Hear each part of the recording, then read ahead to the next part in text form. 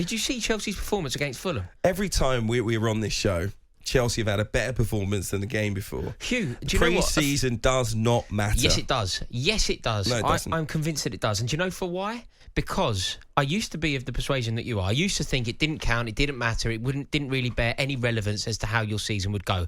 Then, in 2015, I went on the pre-season tour. I went to the States. I watched Chelsea play in New York, in Washington, D.C. and in Chicago.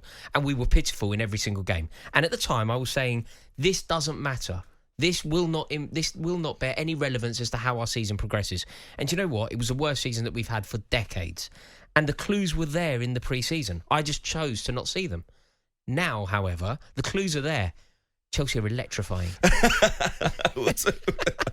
You literally went from 0 to 100 very, very quickly. I think a bad pre-season you could possibly read more into than a good pre-season. Do you know what I mean? Yeah, I think that's true. Like if you struggle to get your game going at all, even in the pre-season, and you know, I watched Queen's Park Rangers dismantled by Oxford 5-0, bad injury to Jimmy Dunn as well, and you think, head in hands ahead of the new season. I know a lot of their fans in particular are thinking, what are we going to do? Yeah. I still don't think it means much, but it's not ideal. No, I agree. Look, if things aren't going well, then I'm definitely of the persuasion that it's bad news. And if it is going well, maybe it doesn't tell you everything that you need to know.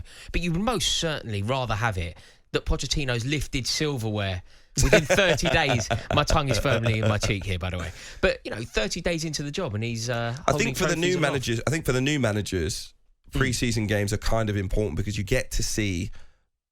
Basically, a lot of these teams are going to change the way that they play. The new manager wants to come in and like Mauricio Pochettino in particular, Ange Postecoglou at Spurs, maybe drastically change the style of football from what the players have had. And so it's very important the pre-season time that they go into the new season knowing exactly what the manager wants from them. It will still take time when you get in the season. But again, if players are totally on the wrong page in pre-season, not really knowing their jobs, you kind of worry about at least how the start of the campaign will go. But I think for the managers that have been in their position for a number of years and their players know the tactics, know what the manager wants from them, for me, it doesn't really matter if you're losing games. Do you think it's generally about fitness? It's about fitness and team cohesion rather than results. I think, like I say, Tottenham, if Postecoglou wants to play a totally different style, for example, I want to see that there is something happening in the pre-season games. Do you think the results count? Or do you think it's only performance? No, I don't think the results count.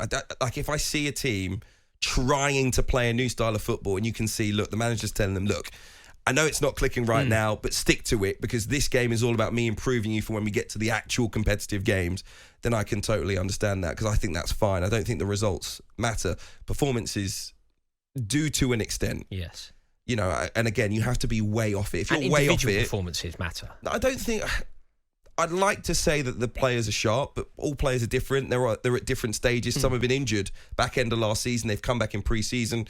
The fitness staff are kind of taking it easy with them, and they're going to ease their way into the season. Some players you want to be at it, but it all depends. Like it's been great to see Jadon Sancho looking great, Nick. Looking a bit sharper, looking a bit stronger, quicker off the block. It's the kind of thing that Manchester United fans have been waiting for. You're excited by that, but it still doesn't mean that he will go into the season and have a great season. But it must bode well. It must be better than him looking off the pace, struggling. It must be better news. Christopher Nkunku scoring goals for Chelsea has to be better news. Nicholas Jackson running the channels and looking really lively has to be better news than that not happening. It depends on what the manager wants, honestly. Like, imagine they're doing all of these things and Nkunku score. Listen, the managers always want them to score goals, but it's about patterns of play. Like, and if they're going out in pre-season and the opponents aren't great and you've scored 5 goals against Wrexham and everyone's going, great, Chelsea have hit 5, but they haven't played in the style that the manager's going to want them to, and they were just doing their own thing because they're a lot better, you can't read anything into it. It doesn't mean anything. Yeah, I don't get me wrong. I agree on some level that it's about... It's about, these pre-season tours, they're about exposing as many people as possible to the brand. It's about fitness. It's about the manager imparting a new system. But I also am taking some comfort from the fact that Chelsea are scoring goals and winning games. So do not rob me of that, Mr. Wozencroft. This week, men's senior domestic football returns. We can begin this weekend with the return of the EFL, but also we've got the Community Shield this weekend, Arsenal taking on Manchester City. And this conversation makes me wonder whether it matters that much, because if you think back 12 months, Darwin Núñez was the better performer in that game. And Haaland missed a sitter. Certain people were saying that Erling Haaland wasn't going to be that great. So I'll ask you again. Do you still feel like it matters? It matters. Look, when you're in the Community Shield, I just think it doesn't matter. It's certainly not the be all and end all. But if you're in it, you would rather win it than lose it. I think Arsenal going into that game, it would be better for Arsenal. It would be better for Arsenal season that they come out of that winning the Shield rather than not. Pep Guardiola was right. Pep Guardiola was right. You know, last year people were saying after the game that Erling Haaland's going to find it tough. And ultimately you can't judge anything from it. But I still feel like, you know, if Manchester City beat Arsenal heavily or vice versa, there'll be headlines written about it and fans will take a huge amount from it. And I don't think they should. No, I don't think that you take much from it. But fans do.